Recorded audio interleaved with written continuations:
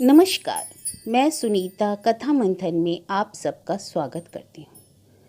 कथा मंथन में आज सुनिए शोभा यात्रा का चौथा और अंतिम अध्याय। इसके आगे के 3 पार्ट्स आपको हमारी प्लेलिस्ट से मिल जाएंगे। लिंक एंड स्क्रीन पे तथा डिस्क्रिप्शन बॉक्स में भी मिल जाएगा। आप वहां जाकर के चेक कर सकते हैं। इसके अलावा मालती जोशी जी की अन्य कहानी और उपन्यास का लिंक भी आपको डिस्क्रिप्शन बॉक्स से मिल जाएगा। आप वहां जाकर के चेक कर सकते हैं। शिवानी जी तथा मनु भंडारी जी की कहानियों का भी लिंक आपको उनकी कहानियों के डिस्क्रिप्शन बॉक्स से मिल जाएगा। तो चलिए शुरू करते हैं शोभा यात्रा का चौथा तथा अंतिम अध्याय। लेखिका मालती जोशी। बहुत डर रही थी मैं कि ये पूछेंगे तो क्या उत्तर दूंगी, पर ये इतने व्यस्त थे कि कुछ कहने और सुनने का समय ही ना मिला। फोटो भी मेरे पास ही रखा रह गया और मैंने भी जानबूझकर नहीं लौटाया। अच्छा ही था जो प्रसंग अपने आप दब गया। मैंने दोबारा उठाने की चेष्टा भी नहीं की। घर में उन दिनों गहमा गहमी थी। पंडितों की, ज्योतिषियों की बैठक लगी रहती थी। कुंडलियां परखी जा रही थी, मुहूर्त निकाले जा रहे थे। माँ बेटे दोनों दिन भर हाथ बांधे सेवा में तत्पर खड़े रहते। मेरा भी सारा दिन नीचे रसोई में ही बीतता। किसी के लिए दूध गर्म हो रहा है तो किसी के लिए चाय बन रही है। कोई फलाहार करेगा तो किसी को नाश्ता चाहिए। अमुक के लिए अलौना खाना बनेगा, अमुक जी बैगन की सब्जी नहीं खाएंगे। ऊपर से आदेश आते रहते और उन्हें पूरा करते करते मैं हाँफ उठती। मेरी समझ से तो ये सारी चुनाव की पूर्व तैयारी थी। फिर अचानक मुझे उन लोगों की बातचीत में फलदान, वरीक्षा, मिथुन लगन जैसे पारिभाषिक शब्द भी सुनाई देने लगे। मेरा माथा ठनका। उस दिन बाजार से बड़े बड़े थाल आए थे तो गोविंदी ने ही मुझे बताया कि 19 तारीख को वरीक्षा चढ़ रही है। उन दिनों इनके दर्शन भी दुर्लभ हो रहे थे। फिर भी किसी तरह इन्हें अकेले में घेर कर मैंने पूछ ही लिया, सुनीता की शादी तय हो गई? हाँ। आपने मुझे बताया भी नहीं। क्यों, तुमसे पूछकर तय करनी थी क्या? नहीं, लेकिन घर की बात मुझे नौकरों चाकरों से पता चले यह भी तो ठीक नहीं। मेरी खैर कोई बात नहीं, पर सुनीता से तो पूछ लिया होता। हमें तो उतनी अकल नहीं आई, अब तुम ही पूछ लेना। उनके स्वर में व्यंग था, उपहास भी। फिर भी मैं भागी भागी सुनीता के कमरे में गई और देवी जी मजे से किसी पत्रिका में से कोटेशन उतारने में मगन थी। उसे यह शौक ही था कि जहाँ कोई अच्छा सा वाक्य या कविता की पंक्ति शेर देखती, झट कॉपी में उतार लेती। ऐसी ऐसी 4 कॉपियाँ भर ली थी उसने। उसकी तालीनता देखते ही बनती थी। मैंने सोचा, कितनी कुशार्ग बुद्धि वाली है यह लड़की, हर बात की तह तक पहुंचकर दम लेती है। फिर एकदम ख्याल आया, जो बात मैंने नौकरों चाकरों की बातचीत से जान ली, उसकी भनक क्या इसके कानों तक ना पहुंची होगी? यह तो बेरोक टोक घर भर घूमती रहती है, इससे कौन सी बात छिपी रह सकती है? टोह लेने के लिए मैंने पुकारा, बधाई हो गौरा पार्वती जी। किस बात की? उसने लिखना जारी रखते हुए पूछा। आपकी शादी के बाजे बस बजने ही वाले हैं। हाँ, यह तो पुरानी बात हुई। मैंने सोचा कुछ नई खबर होगी। मैं देखती रह गई। अरे क्या है इस लड़की के मन में? उस दिन मैंने पूछा था, हमें बताओगी नहीं कौन है तुम्हारे भोलेनाथ? तब बड़ी अदा से बोली थी, तुम्हें ना बताएंगे सखी तो किसे बताएंगे? तुम ही तो हमें इस कारागार से मुक्ति दिलाओगी। और अब कितने निर्लिप्त भाव से कह रही है, यह तो पुरानी बात हो गई। अच्छा बैठो ना भाभी। अरे ना बाबा, बैठने की फुर्सत यहाँ किसे है? मैं तो बस बधाई देने चली आई थी। अभी अभी खबर मिली थी तो मैंने सोचा लगे हाथ शुभ कार्य भी निपटा ही दूँ। नाराज हो? कौन, मैं? अरे नहीं, नाराज वराज क्यों होने लगी? बस थोड़ा सा दुख हो रहा है, सो भी तुम्हारे भोलेनाथ के लिए। और मेरे लिए? सिर्फ हंस दी मैं, कहा कुछ नहीं। भाभी, तुमने इतिहास पढ़ा है? हाँ, बीए में मेरा विषय था। तो तुमने जरूर पढ़ा होगा कि पुराने राजा लोग लड़ाइयाँ तो खुद लड़ते थे, पर जब संधि करने की नौबत आती तो अपनी कन्याओं को संधि पत्र का मसीदा बना लेते। हम लोग भी तो किसी राजकन्या से कम नहीं हैं। जब उन लोगों जैसा ऐश्वर्य भोगा है तो अभिशाप भी तो भुगतना होगा। मैं चुप। जानती हो भाभी, अम्मा इस चुनाव में अपना सब कुछ दांव पर लगा रही हैं। तुम भी तो लगा रही हो। हाँ, मेरे हिस्से का त्याग मुझे ही करना है। कुछ कर्ज होते हैं भाभी जो चुकाने पड़ते हैं। जैसे छोटी दीदी ने चुकाया? हाँ, जैसे छोटी दीदी ने चुकाया, जैसे बड़ी दीदी ने चुकाया। मात्र 14 वर्ष की थी बड़ी दीदी और 28 साल के दूल्हे से ब्याह दी गई थी, सिर्फ इसलिए कि उनके ससुर तब यहाँ कलेक्टर थे। कभी कोई ऊंच नीच हो जाए तो सरकारी अमले में अपना भी कोई आदमी हो, इसी उद्देश्य से यह रिश्ता हुआ था। छोटी दीदी ने तो अपने भाग्य के लेखे को सिर झुकाकर स्वीकार कर लिया, पर बड़ी दीदी उसका प्रतिशोध सबसे लेती फिरती है। और तुम्हारी लाइन ऑफ एक्शन क्या होगी, ये मैं कैसे बता दूं, वक्त ही बताएगा। उसे वक्त के आगे यूं घुटने टेकते देखकर मन जाने कैसा हो आया। मैंने अपने आप को समझाया भी कि वंदना जी, इसमें इतना दुख या आश्चर्य करने जैसा क्या है, यह कोई अनहोनी तो नहीं। सभी हिंदुस्तानी लड़कियां इस तरह के समझौते करती हैं, तुमने भी तो किया है। इतने घिनौने मिथ्या आरोपों के बावजूद तुम तन मन धन से पति सेवा में जुटी हुई हो कि नहीं? परंतु फिर भी मन को संतोष नहीं हुआ। मेरी बात दूसरी थी। मुझ में और आम भारतीय लड़की में कोई अंतर ना था, पर सुनीता को मैं सबसे अलग समझती थी। लगता था उसमें एक स्पार्क है, चिंगारी है। वह एक तरह से मेरे व्यक्तित्व की पूरक थी। जो साहस, जो दिलेरी मुझ में नहीं थी, वह उसमें कूट कूट कर भरी हुई थी। जो बात मैं सोच कर रह जाती थी, वह धड़ल्ले से कह डालती थी, और जो बात मैं सोच भी नहीं सकती थी, वह कर गुजरती थी। इसलिए वह मुझे बहुत अपनी सी लगती थी। जब उसके व्यक्तित्व को आलोकित करने वाला यह विलय हट गया, तो वह दीदी लोगों की मलिका की एक कड़ी भर रह गई। उसे सुनीता जी कहकर पुकारने की इच्छा होने लगी। अपनी चीर परिचित सुनीता के बिना घर एकदम खाली खाली सा लग उठा। कितनी अकेली पड़ गई थी मैं। और एक दिन शुभ मुहूर्त में इन्होंने नामांकन पत्र दाखिल कर दिया, और उसके दूसरे ही दिन धूमधाम से सुनीता की सगाई संपन्न हो गई। चाचा जी की मृत्यु के बाद घर में जो एक ठहराव सा आ गया था, वह एकदम चहल पहल से भर उठा। अपने अनोखे मृत्यु पत्र के कारण चाचा जी पिछले दिनों सबके कोप भाजन बने हुए थे। ये तो कभी कभी ऐसा वाही तबाही बक देते कि सुनते भी संकोच होता, पर अब उनकी एक बड़ी सी तस्वीर बड़े हॉल में लग गई थी। रोज उस पर ताजे फूलों का हार चढ़ाया जाता, सुबह शाम अगरबत्ती जलाई जाती। उस दिन कलेक्ट्रेट जाते समय इन्होंने पहले वहां मत्था टेका, माँ जी को बाद में प्रणाम किया।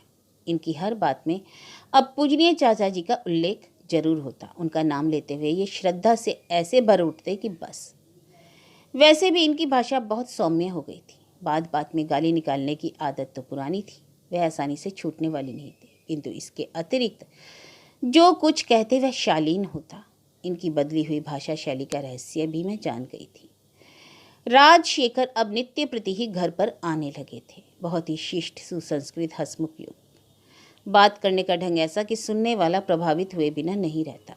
एक दो बार उन्हें मंच से भी सुनने का अवसर मिला। वाणी के धनी थे।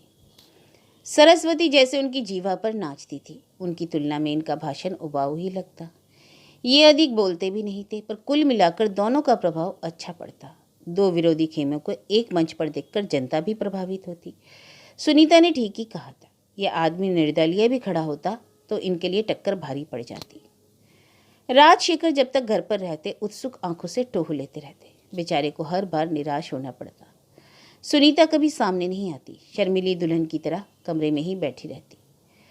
पुराना रिश्ता यदि कायम होता तो मैं इस बात को लेकर खूब चुटकी लेती, उन लोगों के मिलने मिलाने की खुद व्यवस्था करती, पर अब उत्साह ही नहीं रह गया था, और फिर समय ही कहाँ रह गया था।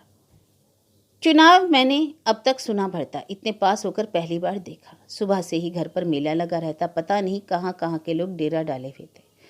कहाँ तो मुझसे नौकरों तक से पर्दा करवाया जाता था, कहाँ अब हर कोई ऐरा गैरा भाभी भाभी कहकर रसोई में घुसा चला आता।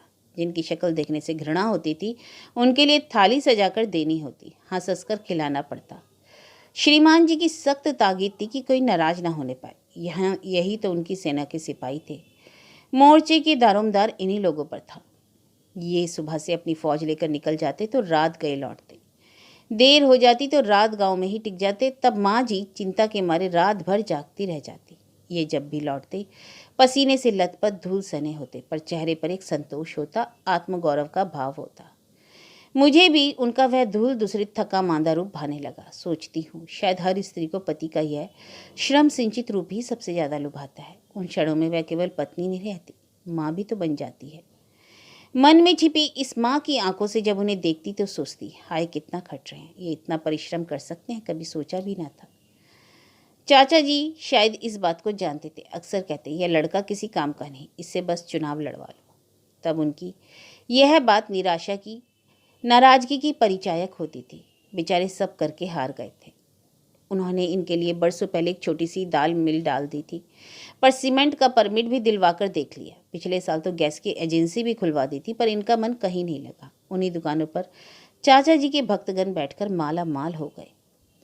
छोटी दीदी फिर लौट आई थी, पर इस बार पूरे आत्मसम्मान के साथ। सारी परंपराएं ताक पर रखकर माँ जी खुद उनके गांव गई थी। बेटे को समधी जी के चरणों में डालकर बोली, लाला तो चले गए, अब आप ही घर के बड़े हैं, आप ही को ही सब देखना है। पर अब दीदी रसोई की तरफ झांकती भी नहीं। सारी व्यवस्था अपने आप जो हो रही थी। मिश्रानी मौसी थी, गोविंदी थी, फिर भी काम संभाले नहीं संभलता। दिन भर चाय, दिन भर नाश्ता। दूसरे भी दौड़ चलते थे, पर उनसे मुझे कोई सरोकार न था। बहू का इन दिनों बड़ा सहारा था। वह 24 घंटे मेरे साथ बनी रहती। पहली बार मैंने अनुभव किया कि चाचा जी कितने दूरदर्शी थे। उन्होंने बहू के एहसानों से इतना लाद दिया कि बिना मोल की दासी होकर रह गई थी। चुनाव में गड़े मुर्दे उखाड़ने का खूब प्रयास किया गया। दरबारी की हत्या को फिर से उछाला गया। राम सजीवन काका की मृत्यु का रहस्य जानने के लिए लोगों ने बहू की खूब घेराबंदी की, पर उसने किसी को हाथ नहीं रखने दिया। बूढ़ी थी, अनपढ़ थी, पर व्यवहार कुशल थी। जानती थी यह चुनावी हमदर्दी है, कल को ये लोग बात भी ना पूछेंगे। फिर वह अपनी लगी लगाई क्यों छोड़े। पति की मृत्यु को उसने कर्मों का फल मानकर स्वीकार कर लिया। मंत्रिमंडल के लिए यह जिला जैसे एकदम तीर्थ स्थल बन गया था। इतने लोग तो चाचा जी की मृत्यु पर भी नहीं आए थे, जितने श्रद्धांजलि देने अब पहुंचने लगे। बहाना तो सरकारी टूर का होता था, पर उसके मर्म को सब समझते थे। इसलिए सरकारी अमला भी कुछ कुछ प्रभावित और कुछ कुछ आतंकित हो चला था।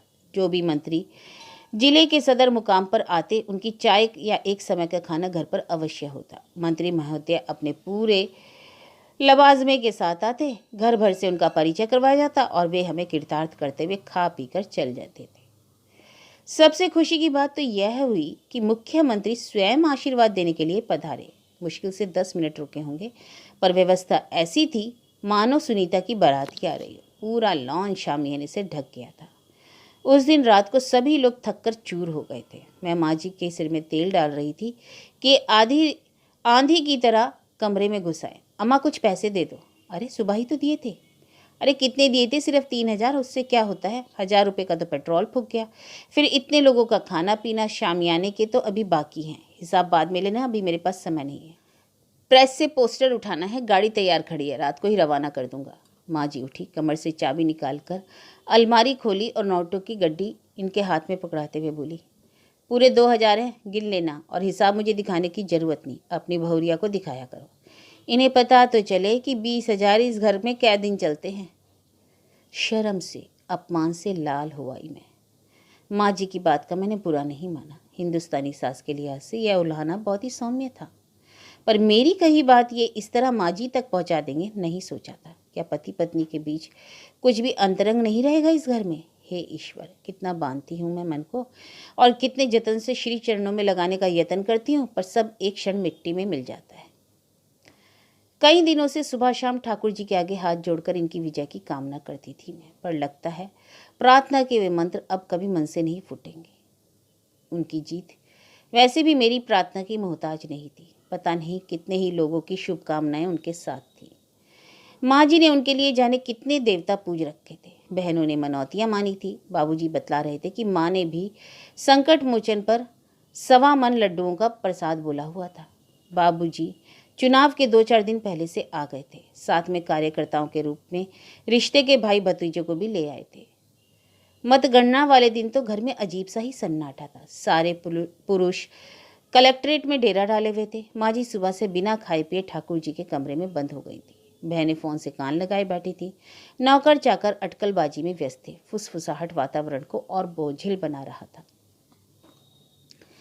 मेरी समझ में नहीं आ रहा था मैं क्या करूं। परिणाम को लेकर मेरे मन में कोई विशेष उत्सुकता नहीं थी कि तनाव, आशंका और दुश्चिंताओं से भरा यह माहौल अब समाप्त हो जाएगा। चुनाव क्या था? जैसे एक लंबा चौड़ा नाटक। सुखांत होगा या दुखांत, बस यही जानना शेष था। उस दिन वोट डालने गई थी। पूरे हाथ भर का बैलेट पेपर था। 14 उम्मीदवार थे। नाई, धोबी, काची, कहार, सबका प्रतिनिधित्व। रिश्ते के एक देवर बता रहे थे कि इनमें से कईयों के पास तो जमानत तक के पैसे नहीं थे। यहीं से व्यवस्था हुई है। बैठने का क्रम तो अंतिम दिन तक चलता रहा। हर एक की अपनी कीमत थी। ये सारी बातें मन को कहीं गहरे कुरेदती थी, इसलिए मैं उस क्षण की प्रतीक्षा में थी जब ये सारी आपाधापी समाप्त हो जाएगी और हम सामान्य जीवन जी सकेंगे। अपने कमरे में निर्दोष्य बैठी थी कि स्कूटर की आवाज़ आई। खिड़की से झांक कर देखा, राजशेखर थे। मैं उठी और एक सांस सीढ़ियाँ उतरकर नीचे आ गई और तब मुझे भान हुआ कि उदासीनता का मेरा यह खोल कितना नकली था। बधाई हो भाभी जी, मिठाई खिलाइए, उन्होंने आते ही आवाज़ बुलंद की। क्या रिजल्ट निकल आया? बस निकला ही समझिए। 60% वोटों की गिनती समाप्त हो चुकी है। ट्रेंड तो उसी से पता चल जाता है। दुश्मन तो कब से मैदान छोड़कर भाग खड़े हुए। 4 बजे तक डिक्लेयर हो जाना चाहिए। मैं तो भागा भागा इसलिए आया हूँ कि यह खुशखबरी सबसे पहले सुनाने का सम्मान मुझे मिले। सचमुच बहुत कृतज्ञ हूँ मैं। तब तक सारा घर वहाँ इकट्ठा हो गया था। माँ जी भी पूजा से उठाई। मेरी बात का सिरा पकड़कर बोली, बहू ने ठीक ही कहा है, मुन्ना जीता है तो तुम्हारे दम से, उसके अकेले के बस का नहीं था। अम्मा, हम तो इस अखाड़े के पुराने खिलाड़ी हैं, उन्होंने हाथ जोड़कर कहा। कॉलेज के ज़माने में आमने सामने खड़े होते थे, इस बार साथ साथ खड़े हैं। बस जिंदगी भर ऐसे ही साथ निभाना बेटा, माँ जी ने अश्रु विगलित कंठ से कहा। फिर अपने हीरे जड़ी अंगूठी उतारकर भाभी जमाता की हथेली पर रखते हुए बोली, ये मेरा नेग है बेटा, मना मत करना। इसे कहते हैं ना हौसला अफजाई। आपकी बहू रानी ने तो एक धन्यवाद देकर टकरा दिया। अब आपके रहते मैं इनाम देते अच्छी लगूंगी? मैंने नम्र स्वर में निवेदन किया तो वे एकदम पलटी और आंखें तरेर कर बोले, अरे कम से कम उसका मुंह तो मीठा करा सकती थी। मैं सक पकाकर भीतर भागी। सुबह ठाकुर जी के भोग के लिए ढेर सी मिठाई आई थी, उसी को प्लेट में सजा रही थी कि छोटी दीदी दौड़ी आई। बोली, वंदना, यह सब तो मैं कर लूँगी, तुम जल्दी से जाकर श्रृंगार कर लो, भैया बस आने में ही। श्रृंगार किस लिए करूँगी? आरती उतारनी है। तो क्या आरती नहीं उतारोगी? पहला चुनाव जीत कर आ रहा है मेरा वीर, उसका स्वागत नहीं करोगी? उसके बाद जुलूस में भी तो जाना है। जुलूस में? हाँ, विजय जुलूस में। सुनीता भी पीछे पीछे आ पहुंची, मुंह बनाकर बोली, अम्मा भी कभी कभी कमाल कर देती हैं। बताओ, यह कोई रामलीला की सवारी है? जुगल जोड़ी विराज रही है, रथ चला रहा है, और हम तुम क्या करेंगे दीदी? चवर डुलाएंगे? ये हमसे क्यों कह रही हो? अम्मा से जाकर कहो ना, उनके सामने तो मुंह नहीं खुलता। दीदी बोली, मुंह तो खूब खुलता है, पर अम्मा आज इतनी खुश है कि उनका मूड खराब करने की इच्छा नहीं हुई। चलिए भाभी जी, हाई कमान का हुक्म है, आपको तैयार किया जाए। यानी कि एकदम शोभा यात्रा ही निकलेगी हमारी? बिल्कुल, इसमें कोई शक है? सुनीता ने कहा। सुनीता, कमरे में आते ही मैंने कहा, इस घर के रीति रिवाज समझना सचमुच बहुत कठिन है। कहाँ तो तुम लोग इतने दकियानूसी हो कि शादी में जयमाला तक नहीं होने दी। इतने अरमान से सहेलियों ने श्रृंगार किया था, दो फोटोग्राफर्स बुलाए थे, और अब शहर में जुलूस निकाला जा रहा है। तुम समझती नहीं हो भाभी, तब तुम किसी की बहू थी, आज एक युवा नेता की विधायक की पत्नी हो, कल को शायद मंत्री की पत्नी बनोगी। तुम्हें तो जनता के बीच ही रहना होगा। मंत्री की पत्नी? सुनीता, सपने देखना कोई तुम लोगों से सीखे। हम लोग सिर्फ सपने नहीं देखते भाभी, उन्हें पूरा करने का हौसला भी रखते हैं। अम्मा की गोद देखो, कितनी सही बैठी है, उसने मेरे बाल सुलझाते हुए कहा। अम्मा खूब समझती थी कि चाचा जी की मृत्यु का घाव जब तक हरा है तभी तक उसे भुनाना होगा। जनता की संवेदनाएं भोतरी पड़ने से पहले ही आवाज़ उठानी होगी, और उनका अनुमान कितना सही निकला। हाँ, यह भी एक गणित है, नौसिखियों के बस की बात नहीं, मैंने कहा। मेरे स्वर की निर्लिप्तता से वह कुछ चौंकी। अपना कंघी वाला हाथ रोककर उससे पूछा, भैया की जीतने से तुम खुश नहीं हो भाभी? खुश क्यों नहीं हूँ? हाँ, तुम लोगों की तरह रोमांचित, पुलकित, उच्छ्वासित वगैरह नहीं हो, और वह मेरा स्वभाव भी नहीं। स्वभाव की बात नहीं है भाभी, दरअसल तुम्हें एहसास ही नहीं कि भैया की जीत इस घर के लिए क्या है। तुमने कभी सालों तक अनिर्बंध सत्ता का सुख नहीं भोगा। तुम नहीं जानती कि इसका नशा क्या होता है, इसकी कैसी आदत पड़ जाती है, और जब वह सत्ता एकाएक छिन जाती है, उसे सार्वभौम साम्राज्य का एकाएक अवसान हो जाता है, तो मनुष्य परकटे पक्षी सा निरह, असहाय और पंगु हो जाता है। जिसने इस यंत्रणा को झेला है वही जानता है। उसके स्वर का गीलापन मुझे छू गया। पलट कर देखा, उसकी आंखों से अविरल धारा बह रही थी। सुनीता, अब क्यों रो रही है पगली? आज तो हंसने का दिन है, मैंने उसकी ठोड़ी छूकर कहा, तो वह एकदम मुझसे लिपट गई और भर भराकर रो पड़ी। मैं मुंह विस्मित उसके सिर पर, गालों पर हाथ फेरती रही। जी भर रो लेने के बाद वह कुछ पर स्थिर हुई, शांत स्वर में बोली, तुम्हें तैयार करने का तो बहाना था भाभी, दरअसल तुमसे मिले बिना जाने को मन नहीं हो रहा था, इसलिए चली आई। लेकिन कहाँ जा रही हो? वहीं जहाँ सब लड़कियाँ जाती हैं, अपने ससुराल। ऐसे क्यों देख रही हो? अपने घर नहीं जाऊंगी क्या? हमेशा यहीं पड़ी रहूंगी? शब्द जैसे मेरे मुंह में जम गए। 2 बार तो इस घर के लिए दाव पर लग चुकी हैं, अब थोड़ा सा मुझे अपने लिए तो जीने दो। बेचारे भोलेनाथ कब तक सब्र करेंगे? मैं चुप। क्यों, बहुत आश्चर्य हो रहा है? नहीं सुनीता, बहुत दुख हो रहा है कि तुमने मेरा मेरा इतना भी विश्वास ना किया। विश्वास ना होता तो आज भी ना कहती। इतने दिनों तक इसलिए बुलावे में रखा कि कोई पूछ भी ले तो तुम कुछ बता ना सको। झूठ बोलना सबके बस की बात नहीं है भाभी। तुम बोलने की कह रही हो? मैं तो झूठ जी रही हूँ सुनीता, और कितनी खूबसूरती से जी रही हूँ, तुम देख नहीं रही? यही तो तुम्हारे संस्कार हैं भाभी। इन्हीं के लिए तो चाचा जी तुम्हें इस घर में लाए थे। भैया को सन्मार्ग पर लाने की यह अंतिम कोशिश थी। युवा नेता की जय जयकार से आकाश को गुंजाता हुआ जुलूस मंथर गति से आगे बढ़ रहा था। सबसे आगे वर्दीधारी बैंड था, उसके पीछे जय घोष करते हुए इनके सिपाही, उनके पीछे भांगड़ा नाचता हुआ कॉलेज की छात्र छात्राओं का दल, और जुलूस के ठीक मध्य में दुल्हन की तरह सजी हुई जीप थी, जिस पर हमारी राम सीता की जोड़ी विराजमान थी। पीछे एक खुली कार में माँ जी छोटी दीदी के साथ बैठी हुई थी, और यह विजय जुलूस दरअसल माँ जी का ही था। विजय तो उनकी हुई थी, हमारा तो सिर्फ जुलूस निकल रहा था। पिछले 6 महीनों में जिन लोगों ने माँ जी की अवज्ञा की थी, आज का जयघोष सुनकर उनके दिल दहल गए होंगे। माँ जी की कार के पीछे भीड़ का एक ऐसा रेला था, बेशुमार लोग थे, आगे पीछे अगल बगल नीचे दुकानों में, ऊपर छज्जे पर लोग ही लोग। पर इस विशाल जन समुद्र से बेखबर मेरी आंखें सुर्ख लाल साड़ी में लिपटी उस मनमोहिनी आकृति पर ही टिकी थी। अर्जुन की तरह मैं केवल उस हंसमुख चेहरे को ही देख रही थी। भीड़ को मछली की तरह चीरती हुई कभी वह नाचने वालों के गोल में पहुंचकर थोड़ा सा थिरक लेती, कभी उन पर पैसे वार कर बैंड मास्टर को पकड़ा देती, कभी हिरनी किसी चपलता से जीप पर चढ़ाती और मुट्ठी भर गुलाल या अंजुरी भर फूल हम पर बरसा देती। खुशी से दमकता उसका चेहरा देखकर प्यार भी आ रहा था और ईर्ष्या भी हो रही थी। उसकी खुशी का राज मुझ तक ही सीमित था, फिर भी मन आशंका में डूबने उतरने लगा।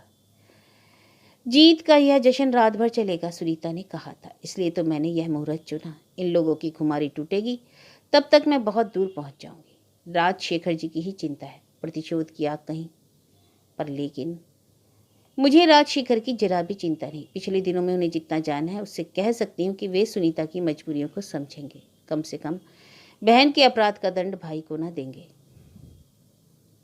पर मेरी बगल में बैठा हुआ यह आदमी, क्रोध की क्षणों में क्या आदमी रह पाता है? क्या इसके पास हृदय नाम की कोई चीज है? क्या यह सुनीता को क्षमा कर सकेगा? आशंका से मेरा मन सिहर उठा। सुनीता ने मुझे आश्वस्त किया है, भाभी भैया मेरा अनिष्ट कभी नहीं करेंगे। इतने समझदार तो वे हैं, जानते हैं कि मेरा मुंह अगर खुल गया तो उनके लिए बहुत बुरा होगा। फिर भी क्या इस बात पर निश्चिंत हुआ जा सकता है? एक मुट्ठी भर गुलाल फिर से हम लोगों पर उछालकर वह भीड़ में खो गई थी। इस बार उसकी आंखों में एक निराली चमक थी। कहीं यह विदा का तो संकेत नहीं? बैंड पर इस समय पल्लो लटके बज रहा था। लड़के लड़कियां भांगड़ा छोड़कर घूमर नाचने लगे। मैंने बड़े यत्न से अपनी आंखों को नृत्य पर टिकाए रखा, लेकिन मन उचक उचक कर पीछे भीड़ में किसी को खोज रहा था। सुनीता, जहाँ रहो सुखी रहो, वहीं से मुझे आशीष देती रहना कि मेरी यह शोभा यात्रा शुभ यात्रा बने। आमीन।